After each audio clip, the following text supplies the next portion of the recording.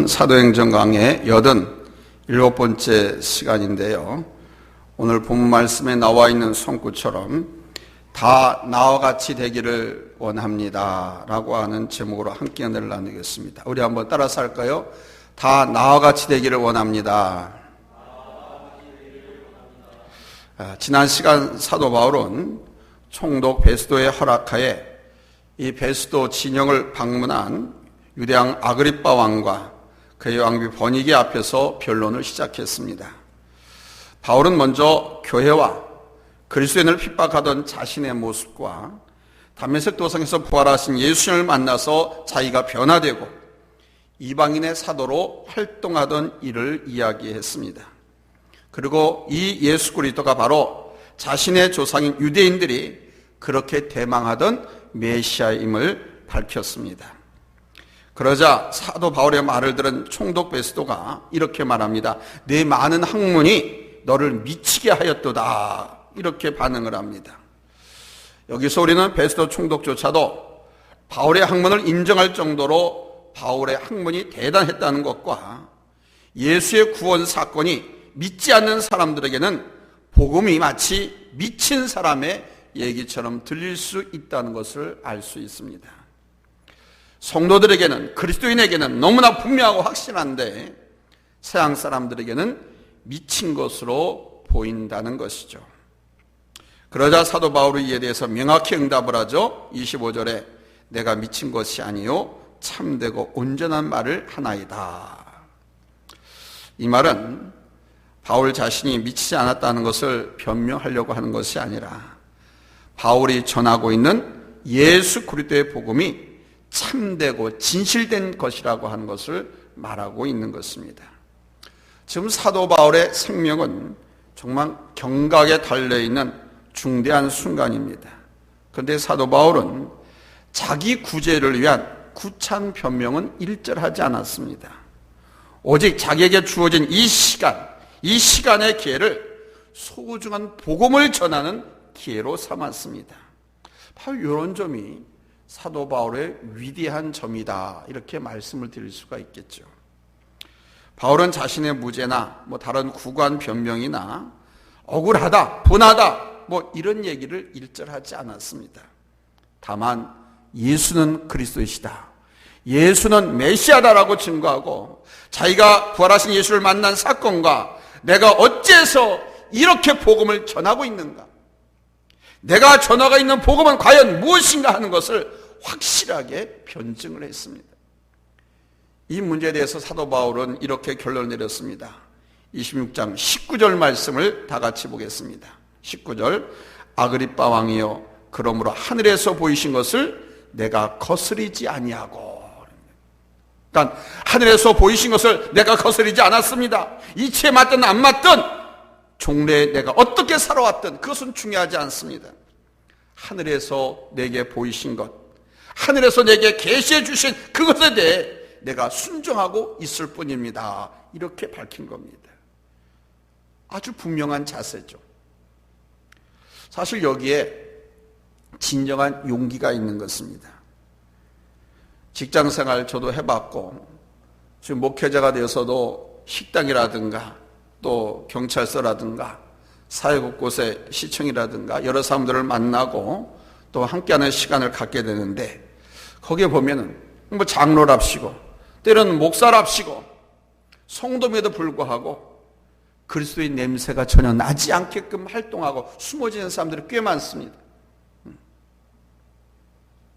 그런데 지금 사도 바울은 오히려 예수가 메시아다 그러고 내가 부활하신 예수들을 만나고 그 예수들을 전하는 전도자라고 하는 것을 아주 담대하게 외쳐댑니다.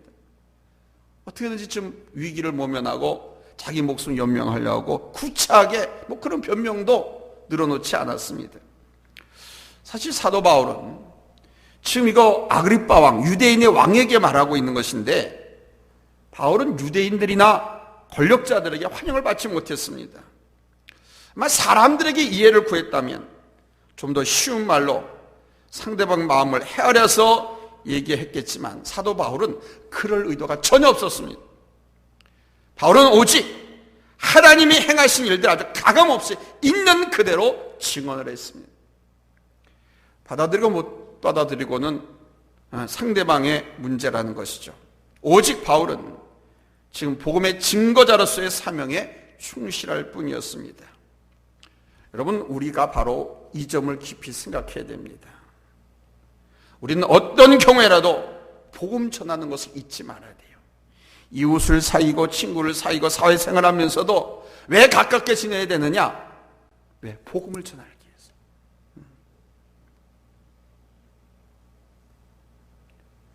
선교사가 아니더라도, 목사가 아니고 전도사가 아니더라도, 직장이 어디든지, 가정에서 일하든지, 이웃의 누구를 만나든지, 여러분 언제나 복음을 전한다라고 하는 뚜렷한 목적을 가지시고 사시기를 바랍니다.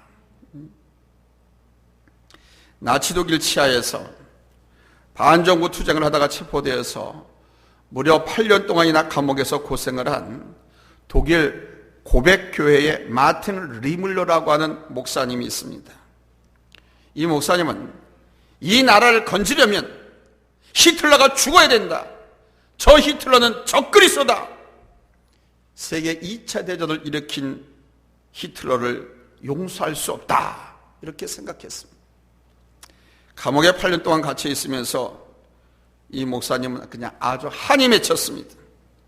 그야말로 히틀러를 향해서 원수 같은 놈, 죽일 놈 하면서 있는 대로 욕을 다 했습니다. 잠을 자면서도 잠꼬대가 히틀러 죽일 놈, 왼수 같은 놈, 벼락을 맞아 돼질 놈. 아무튼 목사가 자면서도 그렇게 중얼거렸습니다.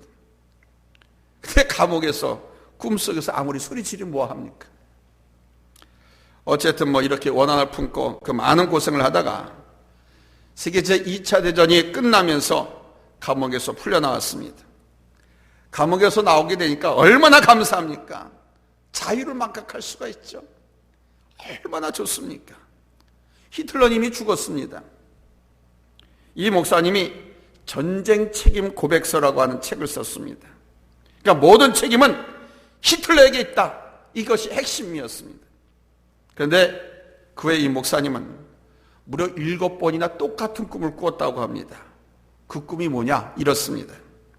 자기가 죽어서 천국에 가서 심판을 받기 위해서 줄을 서 있었다고 합니다. 모두들 딱 줄을 서가지고 자기 차례를 기다립니다. 심판을 받는 거예요.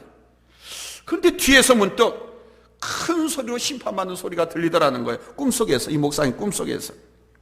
듣자 하니까 누가 자기보다 먼저 죽어서 여기 온 모양인데 하나님께서 쩌렁쩌렁하게 너는 어째서 예수를 믿지 않았느냐 하고 물으시더라는 거예요. 쩌렁쩌렁하게. 그러니까 그 죄인이 대답하는 말이 아무도 나한테 복음을 전해주지 않았습니다 라고 대답하는 거예요. 근데 그 목소리가 대단히 낯이 익더래요. 그래서 고개를 들려서 그 심판받는 사람이 누군가 하고 봤더니 바로 히틀러였다는 겁니다. 그런 꿈을 무려 7번이나 꿨다는 거예요. 그 꿈을 7번이나 꾸고 마침내 이 목사님이 생각을 바꿨다고 합니다. 히틀러가 저렇게 된 것도 내가 복음을 전하지 않았기 때문이다. 누가 히틀러에게 복음을 전했더냐?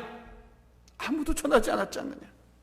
내가 열심히 복음을 전하지 않았기 때문에 이 같은 엄청난 세계사의 비극이 일어난 것이다. 이렇게. 그래서 이 목사님이 전쟁 책임 고백서라고 하는 고백서 내용을 바꿉니다. 그 꿈을 꾸고 나서. 이것은 교회가 교회를 하지 않았기 때문이고 교회가 복음을 바로 전하지 않았기 때문이고 내가 하나님 앞에서 해야 할 일을 성실하게 다하지 못했기 때문이다. 세계 제2차 대전의 책임은 바로 나한테 있다. 이렇게 고쳐 썼다고 합니다. 보십시오. 사도 바울은 정말 끝까지 복음을 전했습니다. 오직 복음, 오직 복음. 감옥에 있으면 감옥에 있는 대로, 핍박을 받으면 핍박받는 대로, 재판을 받으면 재판받는 대로 어디서든지 그는 오직 복음을 전하는 것에 생애 목적으로 삼고 전심전력을 기울였습니다. 자, 이제 다시 한번 본문 24절을 다 같이 읽읍시다. 24절. 잘 쓰면 아멘 합니다. 합독합니다. 시작. 바울이 이같이 변명하매 베스도가 크게 소리내어 이르되 바울아 내가 미쳤도다. 네 많은 학문이 너를 미치게 한다 하니 아멘. 그러니까 로마 총독이죠. 총독 베스도가 보니까 바울이 확실히 미친 거예요. 여기 미쳤다고 하는 말은 헬라어로 마이네라고 그럽니다. 대신 또 미치광이라고 하는 헬라어가 있는데 이거는 마이니안이라고 합니다. 마이니안.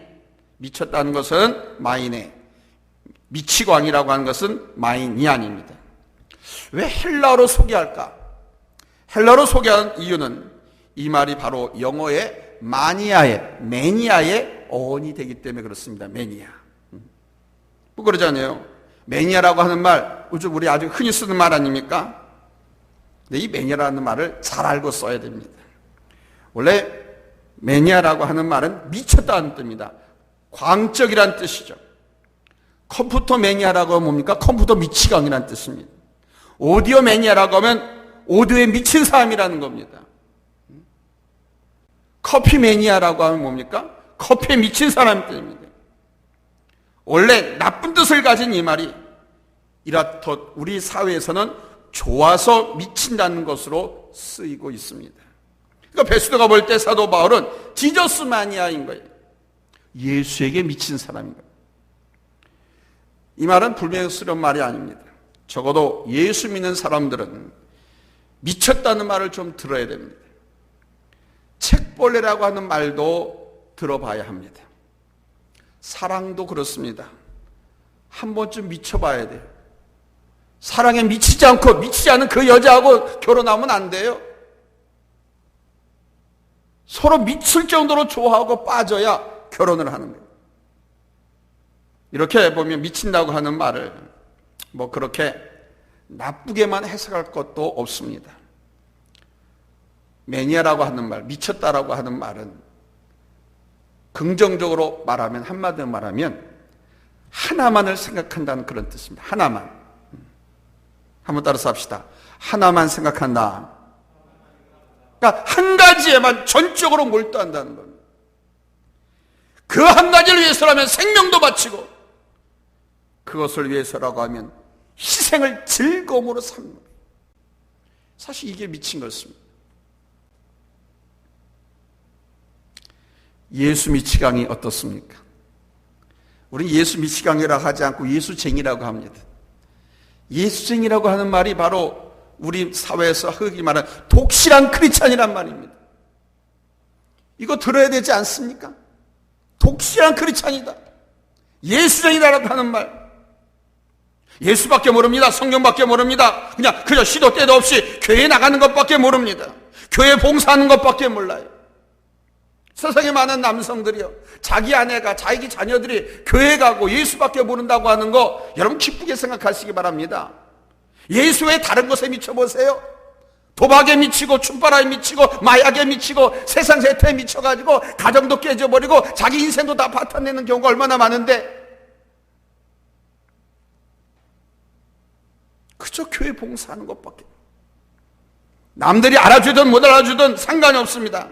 그런데 자기는 항상 기쁩니다. 그것이 항상 만족합니다. 이게 바로 예수 마니아인 거예요. 여러분 예수 마니아 되시기 바랍니다. 아멘. 자, 오늘 성경 보니까 첫 번째로 아그리빠 왕의 반응을 한번 살펴볼 필요가 있어요. 이 아그리빠 왕은 유대인의 왕입니다.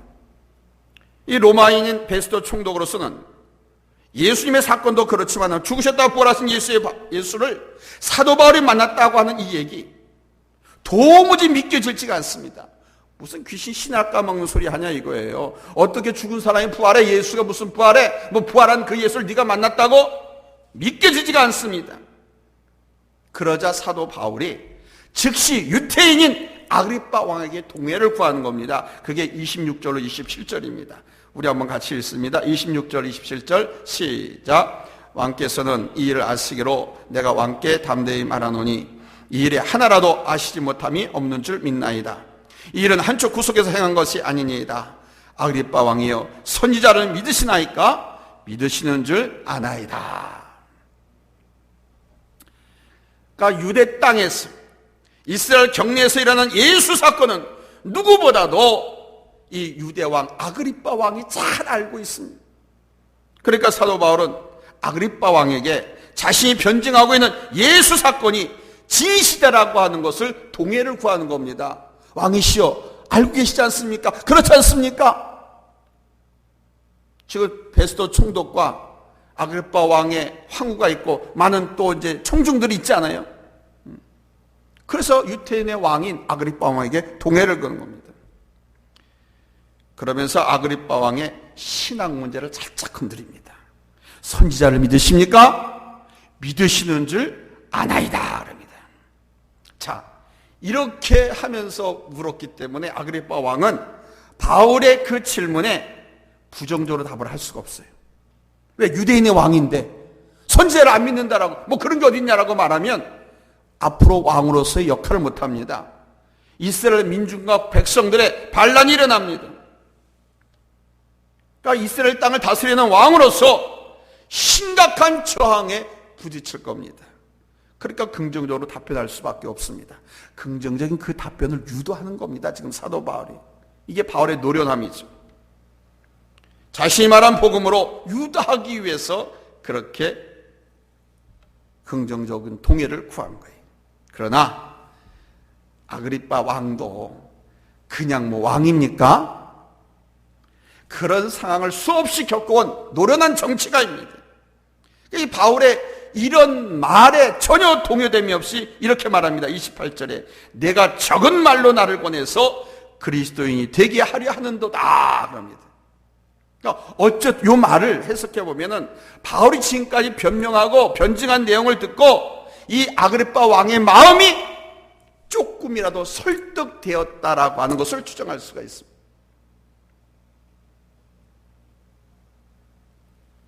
아그리빠 왕이 사도 바울을 재판하고 있는데 바울이 죄수라고 나와서 앉아서 오히려 재판장을 지금 설득하고 있는 거죠. 바로 여기에서 사도 바울의 그 유명한 말씀이 나옵니다. 29절에 당신뿐 아니라 오늘 내 말을 듣는 모든 사람도 다 이렇게 결박한 것 외에는 나와 같이 되기를 하나님께 원합니다. 그런 거예요. 이 말은요, 갈릴레이가 형장으로 끌려가면서 그래도 지금 지구가 돌고 있다라고 한 말과 같은 거예요. 그렇게 유명한 말입니다. 서양 사회에서는, 기독교 사회에서는. 여러분들은 처음 접하는 줄 모르지만 이게 그렇게 유명한 말입니다. 확실한 증거입니다. 모든 사람이 다 나와 같이 되기를 바랍니다. 얼마나 훌륭합니까? 이것이 증인인 거예요. 나와 같아야 합니다. 나와 같기를 바라는 마음이어야 합니다. 자, 그렇게 되기 위해서는 내 마음이 먼저 충만해야 됐죠. 하나님의 영으로, 예수의 영으로. 내 마음이 하나님의 은혜로 충만하고 내 마음이 확신에 차있고 내 신학적 지식이 분명해야 됩니다. 확신이 있어야 돼요. 그래야 거기에 목숨을 걸고 생명을 걸 만큼 확실한 거예요. 늘 말씀입니다. 그래서 자신 있게 외칠 수가 있는 거예요. 내가 확신하고 내가 은혜가 충만하지 못하면 목이 기어 들어가는 소리처럼 하는 거예요. 자기 확신이 없으니까.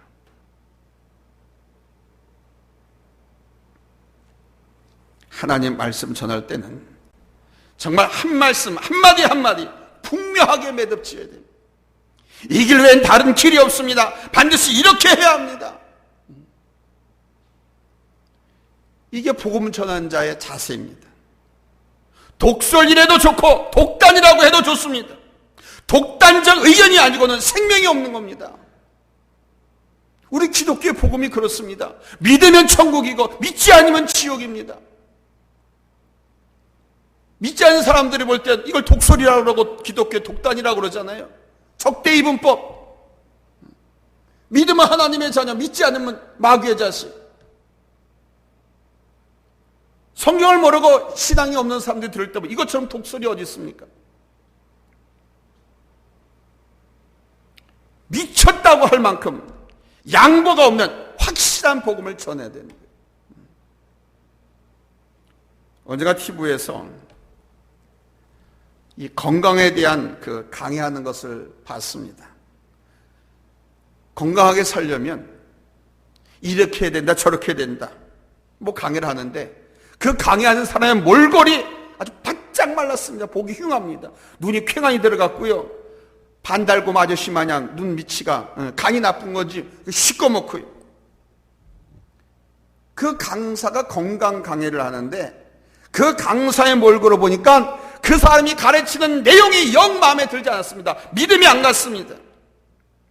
우선 가르치는 자신부터 건강해야 그런 얘기 할 수 있는 거 아니겠어요? 툭 하면 쓰러질 것 같은 그런 허약한 몸에다가 눈줄기 쑥 들어가고 시꺼멓고 마치 무슨 간 질환이 있는 그런 환자처럼 이 사람이 아무리 건강해서 그럴듯한 이야기를 하더라도 그게 안 들어오더라고요. 채널을 돌려버렸어요. 사랑하는 성도 여러분, 전도하는 일이 그런 거예요. 내가 먼저 충만하고 나서 제발 모든 사람들이 나와 같기를 바랍니다.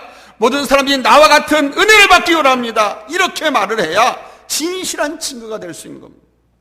내가 은혜 충만하고 내가 사랑 충만하고 내가 믿음 충만하고 내가 성령 충만하고 나서 다른 사람들에게 당신도 나와 같기를 원합니다. 당신도 우리 교회 나와서 당신도 예수 믿고 말씀 듣고 은혜 충만하고 삶이 바뀌어지기를 원합니다. 행복하게 살기를 원합니다. 내가 충만하고 나야 그를 증거할 수가 있는, 상대방에게 피력할 수 있고 상대방이 받아들일 수 있다. 재판 끝에 아그리빠 왕이 이렇게 말합니다. 32절에 이 사람이 만일 가이사에게 호소하지 아니하였더라면 석방될 수 있을 뻔하였다 하리라. 이게 무슨 말입니까? 무능하고 무책임한 정치가의 형태와 똑같은 겁니다. 그러나 한 가지 알아야 될 것이 있습니다. 우리 하나님은 높은 경륜이 있습니다. 사도행전 24장 11절에 보면 하나님께서 사도 바울에게 이랬잖아요. 내가 로마에서도 증거하여야 하리라 그랬습니다. 로마에 가서 복음을 전해야 할 귀중한 사명이 있기 때문에 일이 이렇게 뒤틀리고 어려워져서 결국은 예수의 몸으로 로마를 가게 된 것입니다. 하나님의 비밀한 경륜 안에서 그 모든 사건이 이루어지고 있다고 하는 것을 잊지 마시기 바랍니다. 바라기는 여러분들이 말씀 충만하고 은혜 충만하고 사랑 충만하시기 바라요.